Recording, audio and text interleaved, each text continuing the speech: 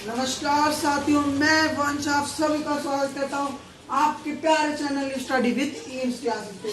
तो पहले मैंने आपको एक वीडियो में नारी शास्त्र का पूरा परिचय बता दिया था, सारे चैप्टर बता दिए थे, पैटर्न भी बता दिया था, आपका कैसा बोर्ड का पेपर आएगा। आपका देखो, इसमें मैं 2 ध्रुवता का अंक करवा रहा हूँ। आज पूरी वीडियो मिलेगी आपको। मैं आपको बता दिया स्टार्टिंग में, मैं ध्रुवता का अंक का पहला चैप्टर करवा रहा हूँ, बुक 1। कंफ्यूज हो जाते हैं बच्चे कौन सी बुक में मिलता नहीं है, तो मैं पहले बता दूं बुक 1 है। आप लोग कंफ्यूज मत होइए। और मैं, हमारी टीम और मैं आपसे माफी मांगूंगा आलोक सर की तरफ से। आलोक सर की वीडियो जल्द से जल्द आएंगे आपके लिए। तो आज मैं एमसीक्यू की सीरीज लेके आ रहा हूँ, जिसमें से मैं जो भी एमसीक्यू करवाऊंगा आपके बोर्ड के पेपर में, इस चैप्टर से दो या एक प्रश्न तो फंसेगा। अब वो कहाँ से फंसेगा? हमारे इस ब्राइट बोर्ड से, इसलिए देखना ना भूलें। अभी मैं आपको एमसीक्यू की सीरीज स्टार्ट करवा रहा हूँ। एमसीक्यू सीरीज अब स्टार्ट है।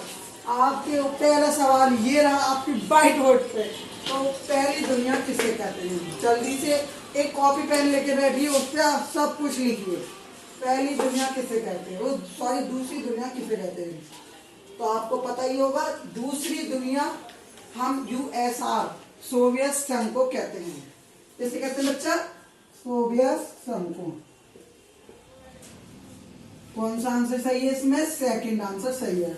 आपको मैं बोर्ड की कॉपी लिखना भी बताऊंगा कैसे लिखते हैं। अब पहली दुनिया किसे कहते हैं? आप कहोगे अमेरिका को।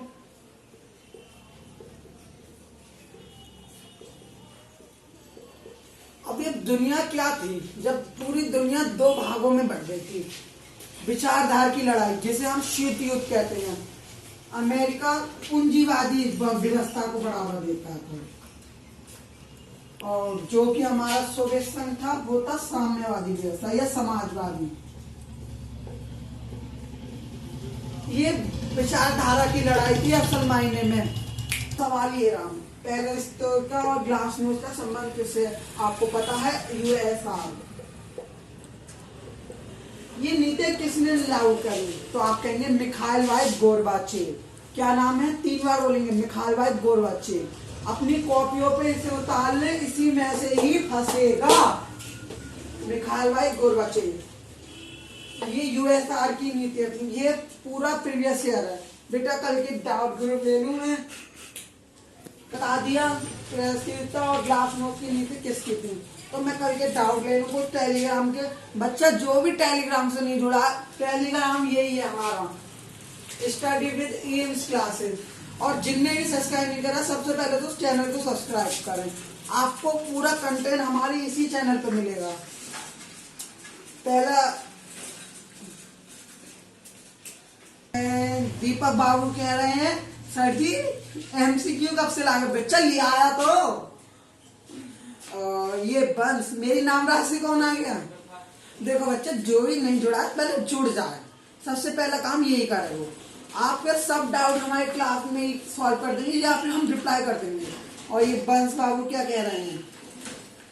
सर जी एमसीक्यू के बाद भी महामैराथन लाना। बच्चा पहले स्पोर्ट्स तो हो जान दे, एमसीक्यू के बाद महामैराथन हो जाएंगे। चलो इसके बाद कंटेंट लेते हैं। आपको पता ही हो गया कि ग्लासनोस्ट और पेरानोस्ट किसकी नीतियां थी। क्वेश्चन 3, शॉक थेरेपी कब अपनाई गई? तो आप बताएंगे 1990 में। 1990 में शॉक थेरेपी अपनाई गई थी। बच्चा आप पूछोगे शॉक थेरेपी किसके द्वारा अपनाई गई? बहुत बार पूछा भी गया है, यूएसएसआर। कोई भी बच्चा परेशान नहीं हो, यूएसआर सोवियत संघ को ही कहते हैं। अब मैं पूछूंगा सोवियत शॉक थेरेपी है क्या? शॉक थेरेपी किसे कहते हैं? आप शॉक थेरेपी अपनी कॉपी पेन उठाएं और लिखें। शॉक थेरेपी जब सोवियत संघ पूंजीवादी व्यवस्था, साम्यवादी व्यवस्था से जब पूंजीवादी व्यवस्था पे जा रहा तो उसकी जो सरकार थी, उनने एकदम, जैसे कि आप कोई भी बदलाव करेंगे तो हल्के हल्के करते हैं, पर उनने बहुत ही तीव्र गति से उस बदलाव करा, तो हम उसी को ही शॉक थेरेपी कहते हैं। पता चल गया शॉक थेरेपी कब अपनाई गई, किसके द्वारा अपनाई गई और क्या है शॉक थेरेपी। संख्या 4, बर्लिन की दीवार कब बनाई गई? तो आप कहेंगे 1961 में बर्लिन की दीवार बनाई गई थी। अब इसे गिराई कब गई थी? हाँ, पहले गिराने से पहले बर्लिन कहाँ की राजधानी है? बहुत बार किताबों में आया है बर्लिन कहाँ की राजधानी है, तो आप कहेंगे जर्मनी की। अब दूसरा सवाल, बर्लिन की दीवार बनाई क्यों गई? जब साम्यवादी और पूंजीवादी बीचों में लड़ाई थी तो उसके बीच बर्लिन को, जर्मनी को 2 भागों में बांट दिया और वो 150 किलोमीटर से बड़ी थी। अब गिराई कब गई थी? 1989 में। अब सुनो, इसी को ये आप कह सकते हैं 2 ध्रुवीयता का अंत स्टार्ट हो गया। वैसे में 2 ध्रुवीयता का अंत असली मान है, तो आप मोस्ट इम्पोर्टेंट 2 ध्रुवीयता का अंत हुआ, तो आप कहेंगे 1991 में हुआ था। अब ये प्रश्न सही समझ में आ गया? बर्लिन की दीवार कब बनी, कब गिराई, बर्लिन किसकी राजधानी है, कितने किलोमीटर से बड़ी थी, ये कंटेंट आपका चौथा प्रश्न कंप्लीट। किसी को डाउट तो हमारे टेलीग्राम में बताइए। सोवियत संघ विखंड, सॉरी गलत लिख जाए, सोवियत संघ के आएगा ना बेटा, सोवियत संघ की विखंडन को जिम्मेदार माना जाता है। तो आप सोवियत संघ के अंतिम राष्ट्रपति है मिखाइल भाई गोर्बाचेव।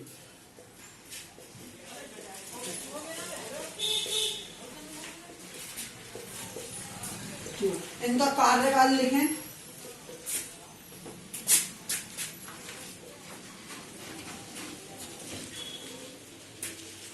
इनको ही सोवियत संघ का जिम्मेदार माना जाता है। सोवियत में अगला प्रश्न ऐसे भी आ सकता है, घुमा के दे दे एग्जामिनर का, सोवियत संघ का उत्तराधिकारी कौन है? अब तो आप जानते होंगे रूस जो कि क्षेत्रफल में सबसे बड़ा देश है। अब आप यूएसआर को रूस के नाम से जानते हैं। रूस की राजधानी है मॉस्को। रूस की राजधानी क्या है? मॉस्को। रूस की मुद्रा रूबल। ठीक। अब तो मैं आपसे पूछूं कि रूसी क्रांति कब हुई थी? रूसी क्रांति 1917 में हुई थी। किसके नेतृत्व में हुई? लेनिन।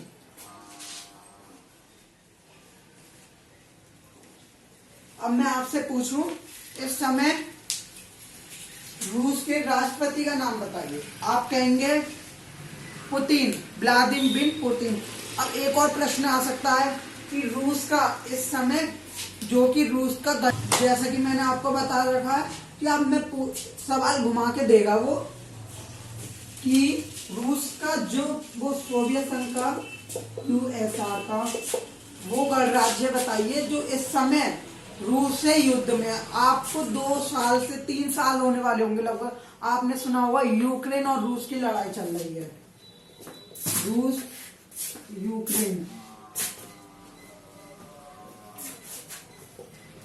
यूक्रेन की लड़ाई चल रही है, इसे 3 साल होने वाले हैं। ये छोटा सा गणराज्य है रूस के सामने, पर क्या कर सकते हैं, इसे अमेरिका सपोर्ट कर रहा है। इस पार्टी कहाँ की थी? तो आप कहेंगे यूएसआर। अभी तक मैंने आपको लेनिन, व्लादिमीर पुतिन तो अलग पार्टी के हैं, और मिखाइल गोर्बाचेव, ये दोनों इसी पार्टी के थे। इसने पूरे 15 साल सोवियत संघ पर शासन करा है। आपको मैं क्लियर करते हुए चल रहा हूँ। देखो, जितना मैंने अभी तक 5 MCQ बताया, 5 से ज्यादा तो मैंने उसका कंटेंट बता दिया। अगर आप कॉपी पेन लेके बैठे होगे, अगर आपने नोट करा होगा, तो एक बार क्लास के बाद रिवीजन करें। मुझे दीजिए इजाजत। धन्यवाद।